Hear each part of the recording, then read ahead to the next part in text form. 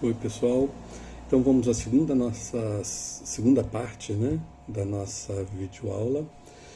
Bom, a gente comentou que são muitas as ações de vigilância sanitária. Nós vamos falar assim mais direcionadamente sobre algumas dessas ações, né, importantes. Uma delas está relacionada com a inspeção de alimentos. Bom, alimentos, conforme definido na legislação, é toda substância ou mistura de substâncias no estado sólido, líquido, pastoso ou qualquer outra forma, destinada a fornecer ao organismo humano os elementos normais à sua formação, manutenção e desenvolvimento. Na fiscalização desses produtos, então, algumas questões são fundamentais. Primeiro, todo alimento tem que ter registro na Anvisa, então vai estar lá na embalagem o número do registro. Tem alguns produtos que têm isenção de registro. Caso também isso aconteça, vai estar lá a isenção de registro, né, na Anvisa. As orientações nutricionais são fundamentais. Aquele quadrinho que a gente encontra, né, na embalagem de todos os alimentos, que fala a respeito das informações nutricionais e tem a lista de ingredientes que compõem o produto. E aí tem, né, se tem algum produto químico, acidulante, né, algum espessante, se contém glúten, se não contém glúten. Além disso, isso, né, muitas vezes está bem especificado na embalagem, não contém glúten, ou trata-se de um produto dietético ou de um produto light, né? Ali vamos ter também o nome e endereço do fabricante, o conteúdo líquido, a identificação de origem do produto, o nome do produto e duas coisas importantes, né? O lote do produto e o prazo de validade. Quando acontece algum produto, quando acontece algum problema com um produto desse, com um alimento, é possível a gente identificar o lote, né? E resgatar todo esse lote, né, de forma que a gente possa estar retirando do mercado um produto que tenha uma possibilidade de causar dano à saúde dos consumidores. Então, todos os aspectos de rotulagem são importantes, os aspectos da embalagem, se a embalagem está íntegra, né, se a lata está amassada, né, e outras questões. Fundamental na inspeção de produtos são alimentos preparados, por exemplo, digamos com self-service, a gente verifica a temperatura desses alimentos. A gente sabe que tem uma temperatura ótima em que acima dela a gente não tem indução do crescimento de micro-organismos, que é 60 graus. Então, acima de 60 graus. Muitas vezes a gente chega mais tarde, às vezes, para almoçar, encontra até produto mais ressecado, exatamente porque a temperatura acima de 60 graus, durante um período maior, ela vai fazer essa alteração com o alimento.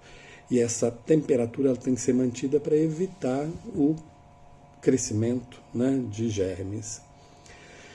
Outra mesma situação se for um produto que exige uma temperatura, né, de refrigeração, né, como leite, derivados e outros. Na inspeção de alimentos é fundamental também as características organolépticas. O que seria isso, né? A cor, a textura, a aparência, o odor, né, desses produtos, fundamental durante a inspeção. E se esses produtos eles encontram-se bem acondicionados e dispostos de forma adequada em locais higiênicos, né, em bancadas limpas, se não estão no chão ou em contato com a parede, né? Se tem uma ventilação adequada e se necessita de alguma temperatura X para que ele seja mantido, se essa temperatura também ela está respeitada nas ilhas de frio, por exemplo. Para que o produto ele chegue em condições adequadas para ser vendido, é necessário que ele seja preparado também de formas adequadas. E em se tratando de alimentos, a gente tem um sistema chamado APPCC, Análise de Perigos e Pontos Críticos de Controle, que fazem parte das boas práticas na produção desses alimentos. O APPCC ele tem um histórico de construção a partir das indústrias americanas responsáveis pela produção de alimentos para os astronautas. Então, era necessária a produção de um alimento zero defeito, que não pudesse trazer nenhum dano, né, para esses usuários. E a partir daí foi adaptado e se espalhou praticamente no mundo inteiro, se modernizou enquanto método para boa prática de fabricação, né, de produção de alimentos. Para que as indústrias consigam isso, elas vão fazer um manual de boas práticas, né, e nesse manual vão estar todas as etapas, tudo que é necessário para que isso aconteça. Então, o APPCC é uma ferramenta de gestão desenvolvida para garantir que os alimentos sejam comercializados de forma segura para o consumidor, com qualidade, né? Ou seja, que os potenciais perigos existentes na cadeia de produção, eles tenham sido controlados. Então, a APPCC é um sistema proativo, ou seja, ele identifica, avalia, controla os perigos, identifica as falhas antes que elas aconteçam, de forma que seja desenhado um plano para acontecer essa eliminação ou correção das falhas. No texto que a gente encaminhou para vocês, a gente apresentou, para uma leitura rápida, né, evidentemente, os princípios do APPCC, da análise de perigos e pontos críticos de controle. Então, nesses princípios, inicialmente a gente avalia a presença, né, a identificação de perigos, de potenciais perigos, né, se são perigos químicos, se são perigos físicos, perigos biológicos, que esses produtos poderiam trazer ou que poderiam ser incorporados na cadeia de produção. E a partir daí estabelecer os pontos críticos, né, que seriam os pontos, ou seja, as etapas ou procedimentos no qual esses perigos poderiam estar presentes, e os pontos críticos de controle, ou seja, pontos a partir dos quais, se eu não fizesse mais alguma coisa, eu estaria permitindo que esses perigos se mantivessem na cadeia de produção. Então, um ponto crítico de controle, para a gente identificar, a gente faz aquela pergunta assim: existe alguma etapa subsequente que vai eliminar ou reduzir o perigo a níveis aceitáveis? Se não existe, aquele é um ponto crítico de controle. E a gente tem aí exemplos, como, por exemplo, a pasteurização do leite, né, na cadeia de produção. Depois, se eu não fizer uma boa pasteurização, eu vou manter incorporados perigos biológicos, né? Essa pasteurização também na produção de sucos, né, de polpas, de frutos.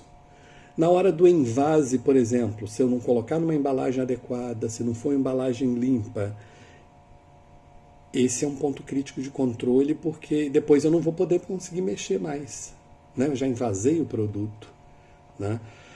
E a outra coisa, se falando de sucos, por exemplo, uma estocagem congelada, ou seja, se eu não mantenho uma temperatura adequada, eu posso perder também esse produto. Então, os pontos críticos de controle são aquelas etapas ou procedimentos no qual a gente aplica medidas preventivas de controle para manter aqueles perigos que são significativos sob controle, no sentido de eu eliminar esses riscos, esses potenciais danos à saúde dos consumidores.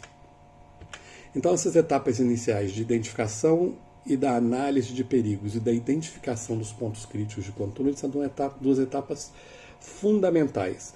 A etapa seguinte seria eu definir esses limites e fazer monitoramento desses pontos críticos, né?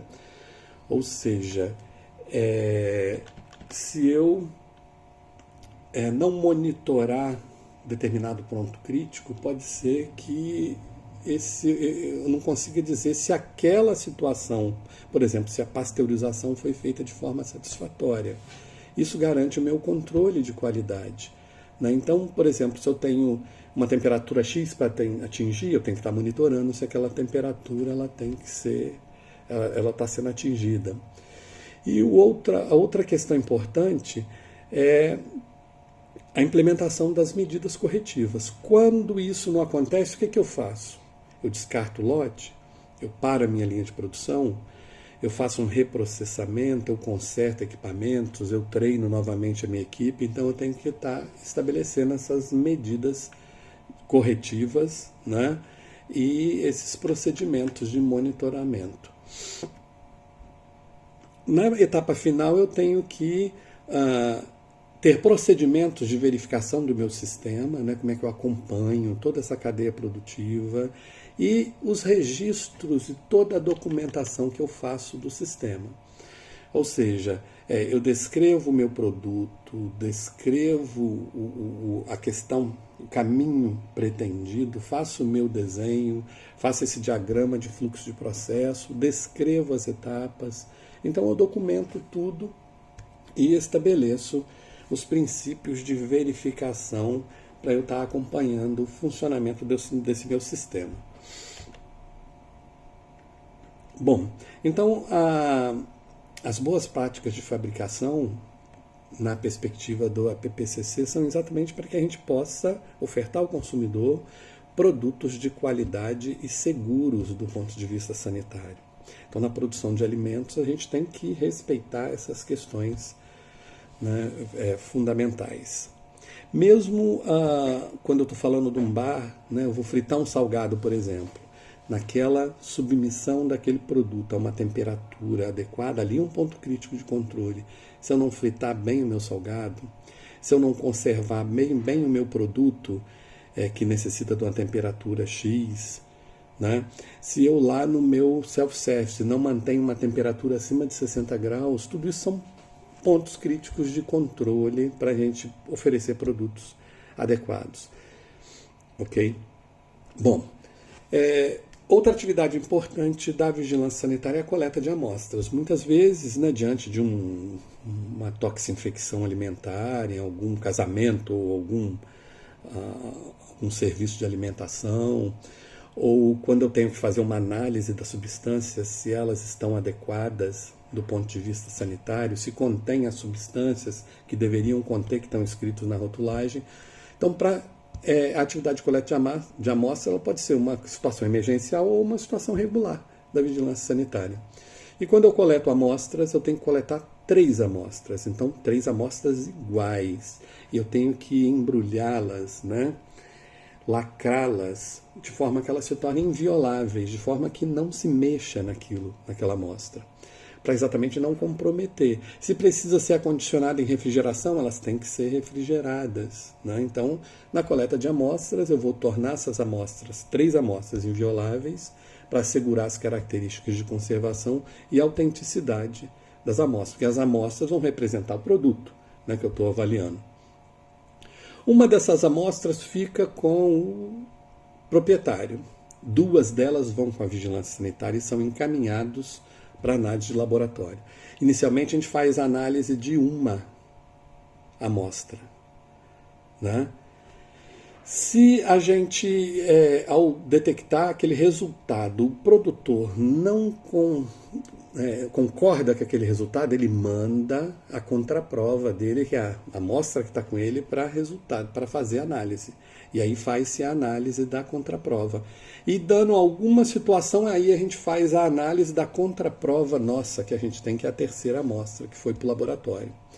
E com isso, a gente vai conseguir fazer com segurança, né, atestar que o que se encontrou ela realmente é adequado. Bom, outra questão, outro produto interessante que demanda cuidados muito intensos são os medicamentos, né? E aí a gente encontra nesse grupo os medicamentos, os insumos farmacêuticos, que são todos aqueles produtos que são utilizados na cadeia de produção de um determinado fármaco, soros, vacinas, sangue, hemoderivados e um grupo de produtos chamados correlatos, que são equipamentos e materiais que entram todo o circuito de produção do cuidado, né? Tudo que está relacionado à defesa e produção da saúde individual ou coletiva, desde que seja para fins diagnósticos, analíticos, e aí outros produtos também entram nessa classificação, como os cosméticos, os perfumes, os produtos dietéticos, os produtos óticos e de acústica médica, os produtos odontológicos, os produtos veterinários, tudo isso é chamado correlatos, que são produtos também sujeitos, né, afetos à vigilância sanitária, desde a sua produção até a sua disponibilização para consumo. Na fiscalização desses produtos, como a gente falou na questão dos alimentos, alguns cuidados têm que ser identificados, né?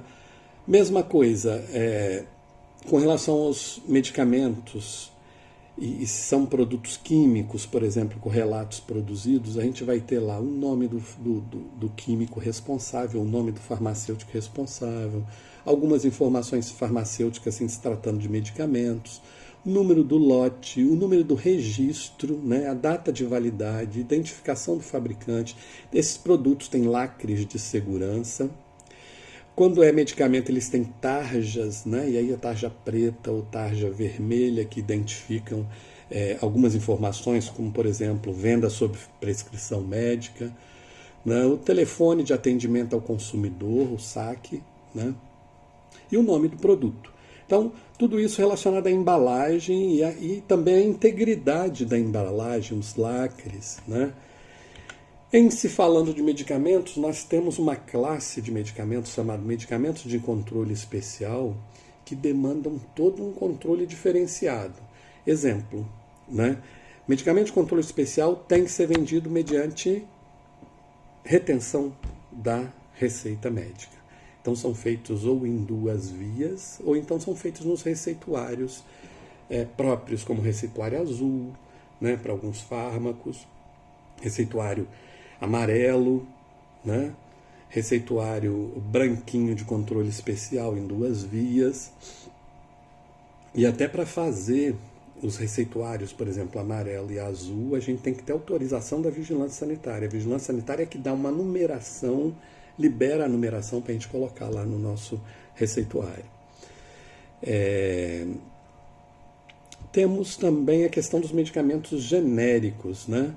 Medicamentos genéricos são aqueles mesmos princípios ativos de um medicamento de referência e que apresentam eficácia e segurança equivalentes. Então, eles podem ser intercambiáveis, ou seja, eu posso trocar um produto de referência por um medicamento genérico, porque eles mantêm a mesma eficácia e segurança e têm um processo de controle adequado. Bom, como nos alimentos, temos que ter boas práticas farmacêuticas. Então, para produzir o fármaco, é necessário que a gente tenha um controle sanitário do funcionamento. E isso envolve também a questão da dispensação e comercialização dos produtos nas farmácias e drogarias. Então, nós temos boas práticas de fabricação e as boas práticas também de dispensação, né, e comercialização desses produtos. E tudo isso tem que manter padrões de qualidade. Então, nessas boas práticas farmacêuticas, quando eu falo, por exemplo, boas práticas de produção, né, de fabricação, eu tenho que avaliar se os processos, né, eles foram adequadamente desenvolvidos, né, e em conformidade com as normas específicas, se o pessoal na produção foi qualificado, os materiais e os rótulos são corretos, os procedimentos e as instruções estão aprovadas de acordo com o sistema de qualidade farmacêutica, armazenagem, transporte, né? Verificar se todos os operadores na cadeia estão treinados, né, na cadeia de produção para isso, a questão dos registros de fabricação e inclusive o rastreamento da questão da produção. Então, um determinado lote, a gente conseguir rastrear para onde que ele foi e, se no momento a gente precisar recolher o lote, o estabelecimento produtor do medicamento ele tem que saber para onde foi isso, de forma que a gente articule a recolher todo ou a suspender todo esse lote do produto. Nas farmácias e drogarias, as receitas médicas, elas, né? Claro que nós, profissionais médicos, temos que atender a isso, mas nas farmácias, os farmacêuticos não estão verificando isso, né? Questão da legibilidade da receita. Então é importante que sejam feitos, escritos de forma legível, sem rasuras, sem emendas, né? Se tem uma identificação do usuário, se a identificação do medicamento está correta, concentração, dosagem, forma farmacêutica, quantidade, modo de usar, posologia, duração do tratamento, local, data de emissão e assinatura e identificação do prescritor. Então o farmacêutico tudo vai estar verificando na receita médica essas informações. Importante que elas já saiam feitas pela gente com essas especificações, né? Isso já é parte do processo de qualidade, do processo do cuidado. Bom, nós temos também os serviços de saúde e a gente também tem boas práticas de funcionamento dos serviços de saúde. Serviço de saúde é todo aquele serviço no circuito de prestação do cuidado, né, desde assistência de baixa, de média e alta complexidade, reabilitação, serviços de nutrição, serviços relacionados à parte de terapia ocupacional e toda a rede, né, de serviços de saúde.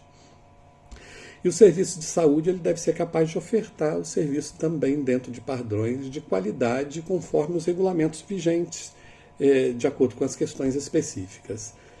Deve manter, né, e fornecer todos os recursos necessários, então pessoal qualificado, ambientes identificados, limpos, higienizados, então a questão da ambiência, muito importante, equipamentos materiais, suporte logístico necessário, procedimentos, ou seja, procedimentos operais padrão, né, os POPs, bem descritos, e possibilitar que as reclamações, né, sejam registradas para que esses desvios de qualidade na prestação do serviço sejam documentados de forma que as medidas necessárias sejam tomadas para que as providências venham a ocorrer para que isso não seja reincidente.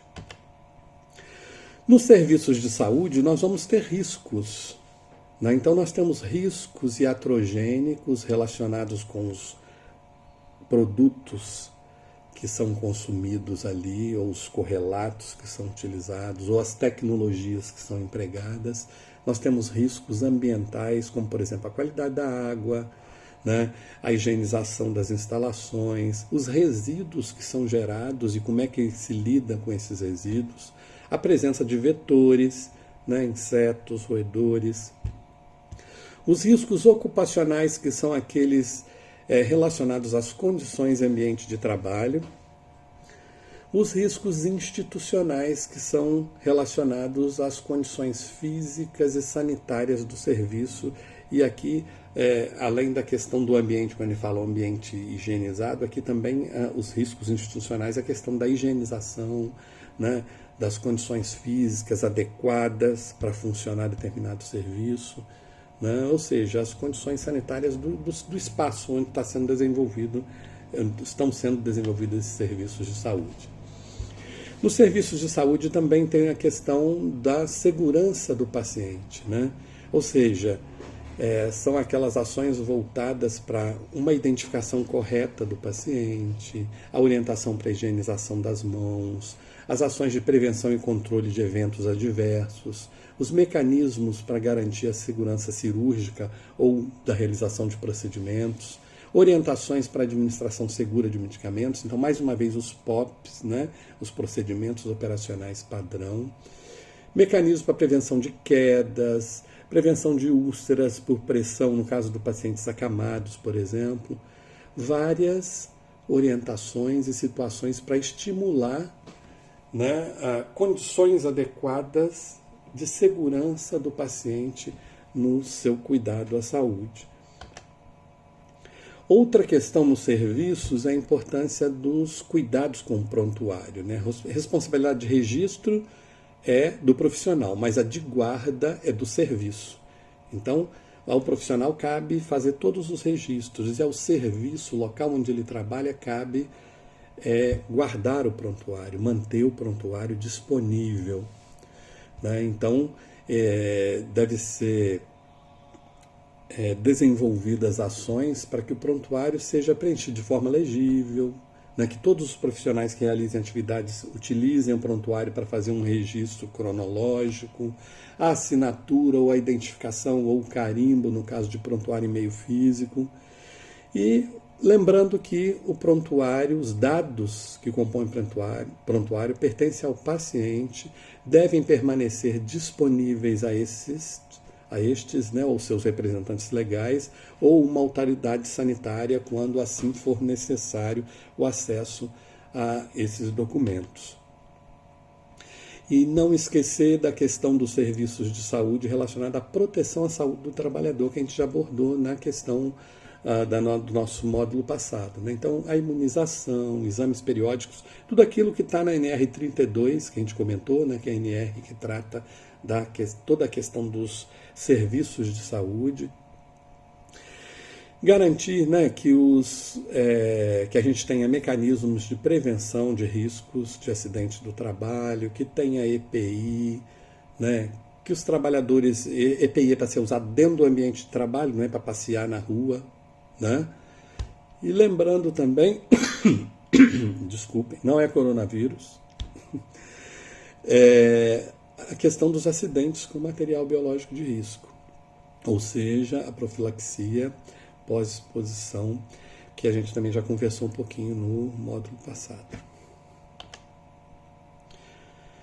Bom, temos serviços também, que é outra ação da vigilância sanitária, que é a atuação nos serviços que a gente fala, serviços de interesse à saúde. Então nós temos serviços de saúde e serviços de interesse à saúde.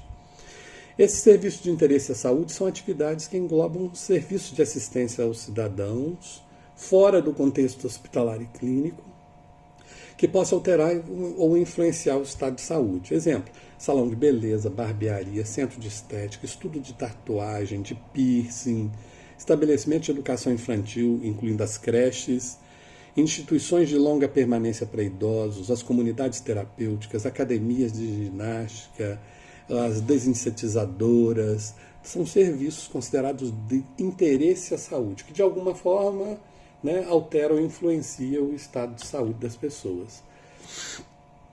E encerrando, outra atividade muito importante da vigilância sanitária é o controle em portos, aeroportos e fronteiras, né? Ou seja, os diversos pontos de entrada no país que são estratégicos do ponto de vista de fluxo de viajantes, de meios de transporte internacionais, do posicionamento geográfico e também de entrada de produtos, né? Então, que de alguma forma estejam relacionados com vulnerabilidades sanitárias e epidemiológicas.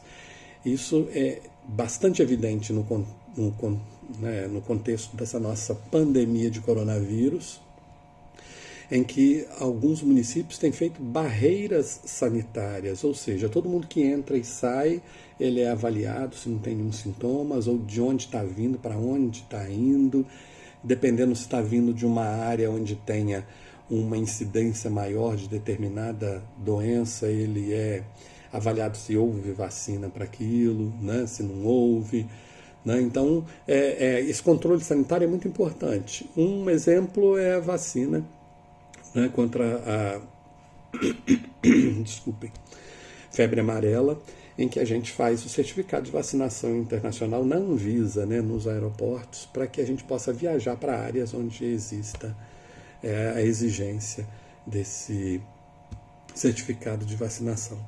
Então é muito importante, né, a vigilância dos portos, aeroportos e fronteiras com relação à vigilância, né, contínua dessas normas sanitárias e adoção de medidas preventivas para o controle de surtos, epidemias e outros agravos à saúde pública. Outras atividades da vigilância, que estão até incluídas naquele quadro que a gente mostrou para vocês, por exemplo, análise de projetos e avaliação prévia. Vou fazer um hospital, uma clínica, tem que ter uma avaliação prévia, tem que ter uma análise de projetos, e aí a gente tem várias normas publicadas a respeito de como, ou quais são os regulamentos, as normas para essa construção. E depois disso pronto, a gente ainda tem uma análise para ver se aquilo está adequado, né? Que a gente chama de habite sanitário, ou seja, está pronto para ser ocupado para os fins a que se propôs. Temos atividades emergenciais, no caso de surtos, de epidemias, como está acontecendo agora, né? Infecções hospitalares, intoxicações que podem acontecer num ambiente ou outro, né? Ou um produto que está com algum problema e a gente é desencadeado para apreensão de produtos. Então temos também atividades emergenciais para atuação na vigilância sanitária. E muitas demandas externas, que às vezes elas vêm de denúncias ou reclamações de cidadãos, né, ou do próprio Ministério Público, que isso requisita que a vigilância sanitária faça tal avaliação em tal região, né, juizados, delegacias, os próprios conselhos de classe, que às vezes requisitam a vigilância sanitária para estarem acompanhando determinada inspeção a determinados ambientes, ou do próprio controle social, né, os conselhos locais, distritais, os conselhos de saúde. Então são muitas as ações e as atividades de vigilância sanitária. Nós médicos temos um papel importante a ocupar dentro do contexto dessas práticas, né? E podemos ingressar esses serviços, né, para controle sanitário.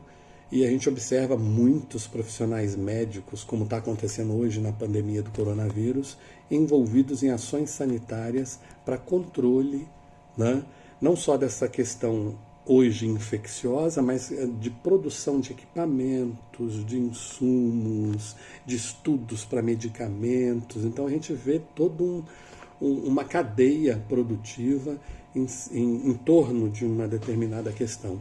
E isso se passa também com relação aos alimentos, aos medicamentos, aos correlatos, aos cosméticos, aos serviços de saúde, aos serviços de interesse de saúde. Muita coisa a ser feita para preservar, né, a saúde do cidadão.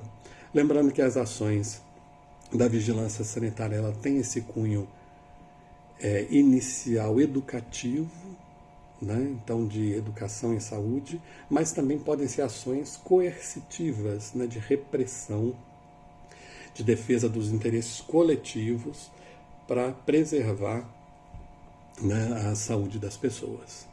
Ok? Então é essa conversa que a gente gostaria de ter com vocês. Vou estar encaminhando os slides, né? Vou tentar colocar no AVA, mas eu creio que o documento é muito grande. Se for maior, eu mando por WhatsApp para vocês, como já fiz nos momentos anteriores. Então, bom estudo, e na nossa videoconferência ou no fórum a gente conversa sobre assuntos que geraram um pouco mais de dúvidas, ok? Bom estudo para vocês. Tchau, tchau.